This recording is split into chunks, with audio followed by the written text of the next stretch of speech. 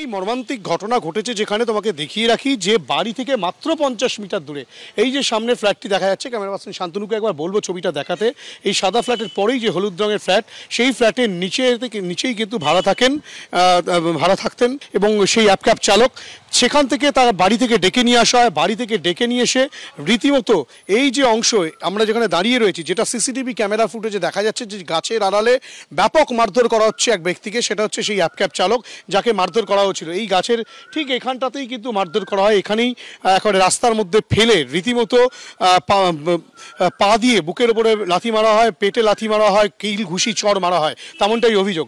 এরপরে আরও একটা জায়গা দেখাবো যেখানে এই যে যেই জায়গাটা দেখাচ্ছি এখানেই কিন্তু সেই অ্যাপ ক্যাব চালকের জয়ন্তর গাড়িটা কিন্তু এখানেই দাঁড়িয়েছিল এবং এইখানটাতে ঠিক দুষ্কৃতীরা এরকম জায়গা, একবার আসতে বলো সামনেটায়, দুষ্কৃতীরা কিন্তু ঠিক এই জায়গাতে দাঁড়িয়েছিল। 5 জন দুষ্কৃতী যারা এই আক্রমণ চালায়, হামলা চালায়, তারা কিন্তু এখানে দাঁড়িয়েছিল, অভিযুক্তরা এখানে দাঁড়িয়েছিল, এখানে গাড়িটি দাঁড়িয়েছিল সেই অ্যাপ ক্যাব চালকের।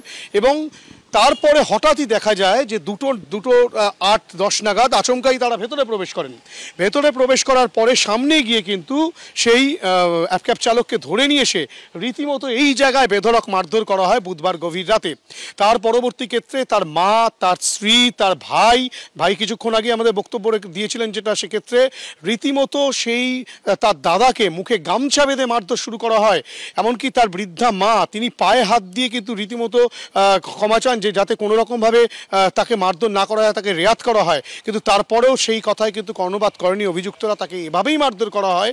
তারা যেটা অভিযোগ করছেন, পরিবারের যেটা অভিযোগ, প্রতিবেশীদের যেটা অভিযোগ, যে তাকে এতটাই মারধর করা হয়েছে, চিকিৎসকেরা জানিয়েছেন যে মারধরের কারণেই কিন্তু তার পেটে গভীর আঘাত লাগে এবং সেই আঘাতের কারণেই তার মৃত্যু। এই ঘটনার সূত্রপাত কি কোনো ব্যাপক কোনো শত্রুতা তেমনটা নয়, কোনো আর্থিক তছরূপকে কেন্দ্র করে গণ্ডগোল তেমন নয়।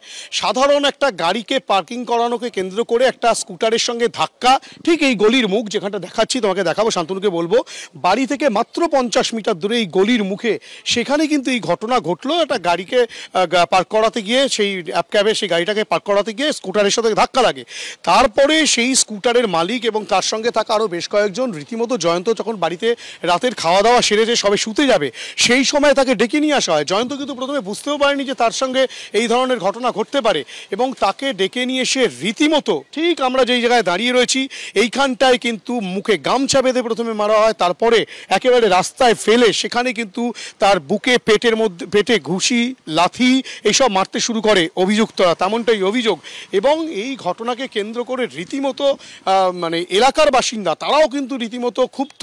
তারা বলছেন যেখানে সিসিটিভি ক্যামেরায় অভিযুক্তদেরকে দেখা যাচ্ছে, তারপরেও পুলিশ এখনো পর্যন্ত কেন তাদেরকে গ্রেপ্তার করলো না, তাদের বিরুদ্ধে এখনো পর্যন্ত কেন তথ্য পুলিশের কাছে এলো না, সেই বিষয় নিয়ে কিন্তু তারা তাদের ক্ষোভ প্রকাশ করেছেন। ঠিক এই জায়গাটাতে আমরা যেটা সিসিটিভি ক্যামেরায় দেখেছি, যেখানে 5 জন ঘোরাফেরা করছে, একটি গাড়ি দাঁড়িয়ে রয়েছে, যেই গাড়িটিকে পার্ক করাতে গিয়ে কিন্তু স্কুটারের সাথে ধাক্কা লেগেছিল। অর্থাৎ এই গোটা ঘটনা একটা সামান্য গাড়ি পার্কিংকে কেন্দ্র করে একটা স্কুটারের সঙ্গে সামান্য ঠোকাঠুকি, তাকে কেন্দ্র করে একজন ব্যক্তিকে যেভাবে মারধর করা হলো, সেই বেধড়ক মারধরেই কিন্তু তার মৃত্যু হয়েছে, তেমনটাই অভিযোগ। এবং সেই অভিযোগের পরিপ্রেক্ষিতেই গতকাল যাদবপুর থানার পুলিশ অনিচ্ছাকৃত খুনের ধারায় মামলা রুজু করেছে 5 জনের বিরুদ্ধে, যদিও তাদেরকে এখনো পর্যন্ত আটক বা গ্রেফতার কোনোটাই করা যায়নি। বেলায় এসে দাদাকে মারা হয়েছে, ঠিক আছে।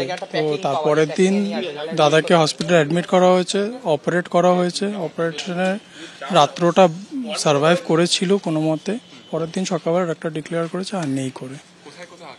পেটে আঘাত হয়েছিল, না হাত দিয়ে মেরেছে। ইন্টারনাল হ্যামারেজ, যা কিছু হয়েছে ইন্টারনালি হ্যামারেজ হয়েছে। শাস্তি হোক, আর কানুন আইন যেটা করতে চাইবে সেটা সেভাবে আমরা পাই, সেটাই।